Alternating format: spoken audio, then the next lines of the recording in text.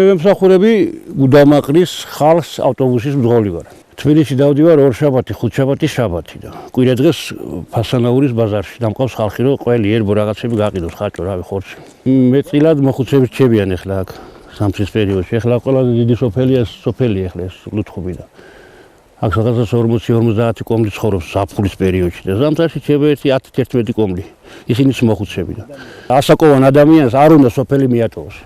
ახალგაზრდები აქ არა. თითოეული ადამიანი მთელ ხეობაზე. 3 კლასი აქ დავამთავრე მე. ეკლესია რო იქ იყო ხოლმე. მე-4 კლასი გავდივოდი ხოლმე კიტოვში, სასწავლო სკოლაში.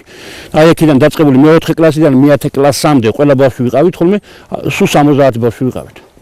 და სულ გუდამაყრის ხეობაში სკოლაში სწავლობდა მაშინ 370 ბავშვი. მე დავამთავრე 85-ში. სასწავლო სკოლა. ეხლა დაიცვალა, აღარ არის. ეხლა გუდამაყრის სკოლაში რო გავიდე, არ ვიცი რა, ალბათ აი მაგის ნახევარი აღარ არის ხო? 11-12 ბავშვი. მე ზამთარ ზაფხულ აქ ვარ. მე ვერ დამძრა, ვერ თოლმა, ვერ შიმშილმა, ვერ წყურულმა და ვერაფერ ვერ დამძრა აქედან მე. მიყვარს კუთხე რა ვქნა. მე ხალხი მიყვარდა და ხალხს ემსახურები.